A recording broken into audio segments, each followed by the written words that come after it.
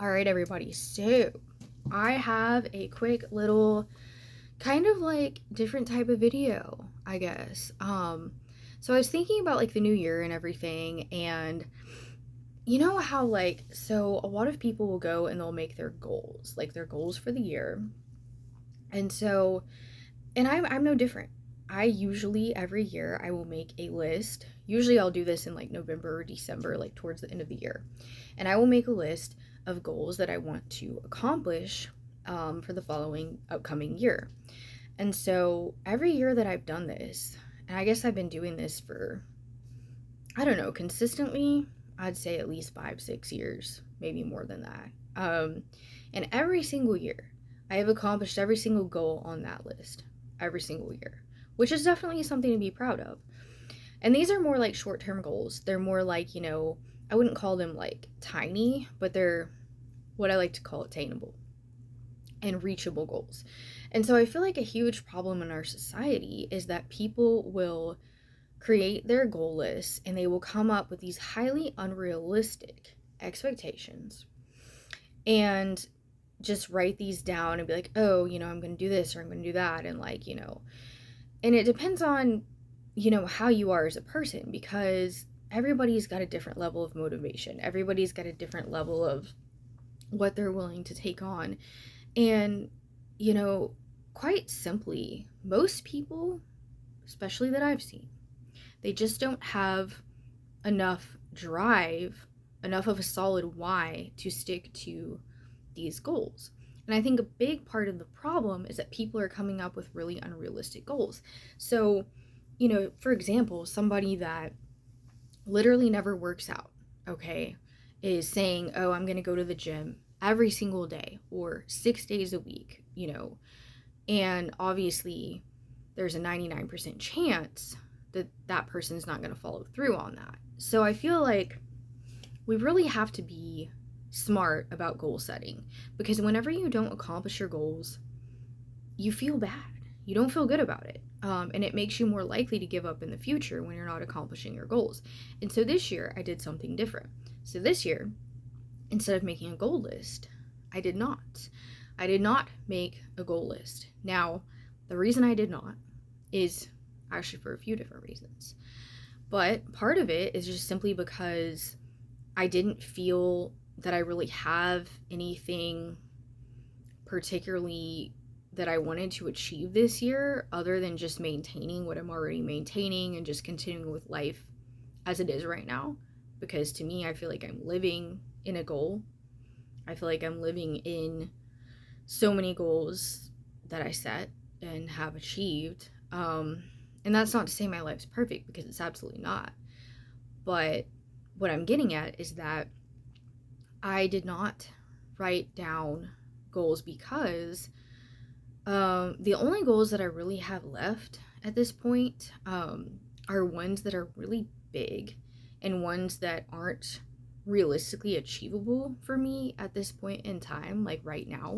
So I don't want to write them down on my list and then, just to watch it not happen. And I'm not saying that, it's, not necessarily, like, it could happen, it totally could. But realistically, thinking about all the different factors, like for example, buying a home is a goal for us, that's something that we want.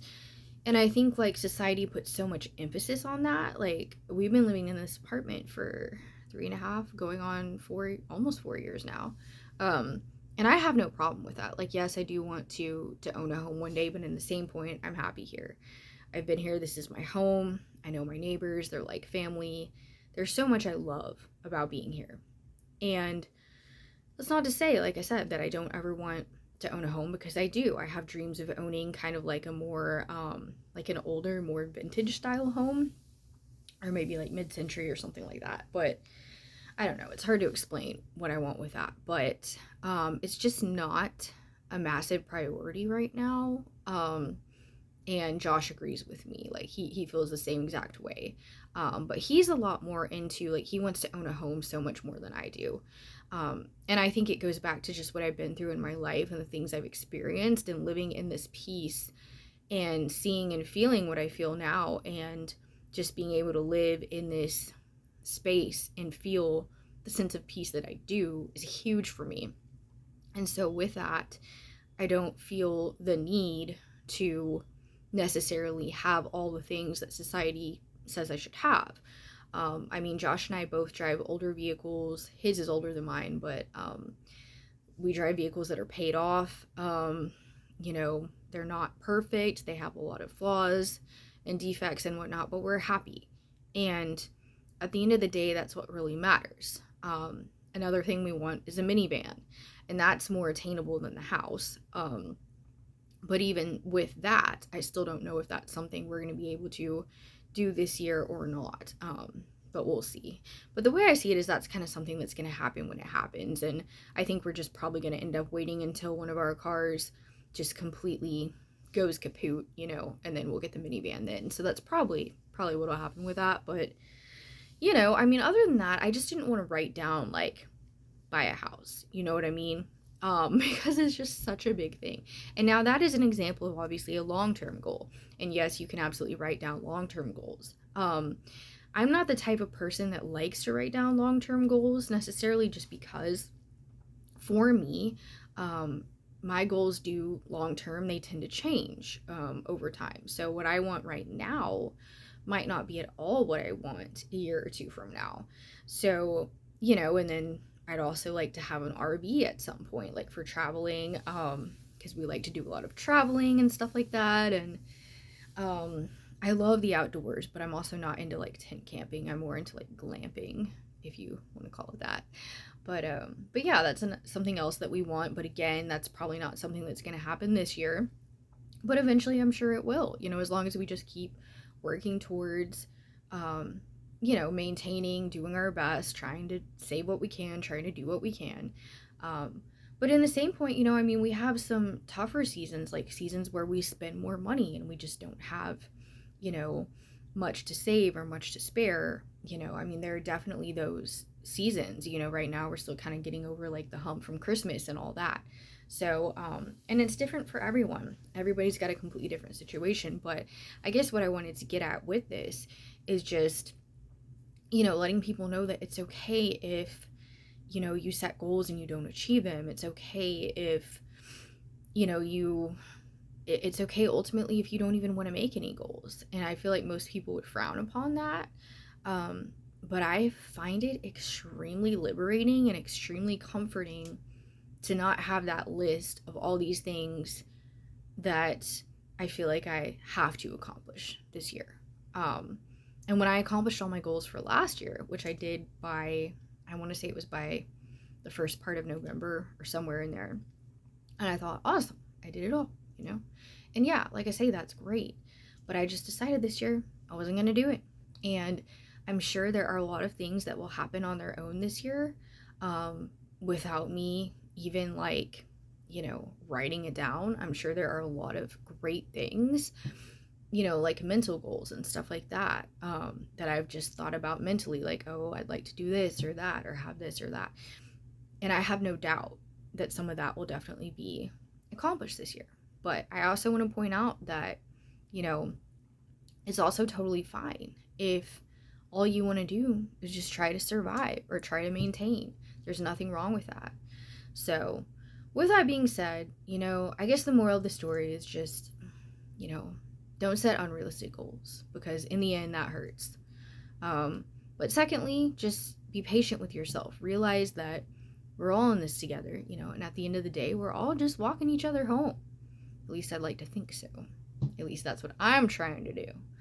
So, but that's all I have to say about that. So, but I hope, you know, we all have a good year. And I know I remember filming a video like a couple years ago about like, it was New Year's, like 2023. And I remember telling you guys, I was like really hoping that, you know, we buy a house this year. And, you know, I really hope we get that, this or that, you know, and, obviously that didn't happen. But again, we also didn't make it a super top priority. So, priority for us over the last couple years has really been just being with the kids, spending time with them, educating them, homeschooling, which obviously takes up a lot of our time and energy too. And just, we get to do a lot of field trips, we do a lot of museums and just like things like that. Just really spending time as a family, focusing on the kids, focusing on family, focusing on just taking care of what we have. And, always, of course, working towards better to the best of our ability. But we're happy. We're very satisfied with the life we're living now. But the bottom line is you're always going to want more. You're always going to want more no matter what you have. Because if I went and I bought a home tomorrow and I bought a minivan and I bought a new car for Josh and all these things, there would still be other things I'd be wanting, not just materially, but on a non-material level. So I just hope that helps somebody out there. But anyways, I gotta go. I got a bunch of stuff to do as usual. So I'll see you guys soon. Hope you enjoy this little 10-minute video. Bye.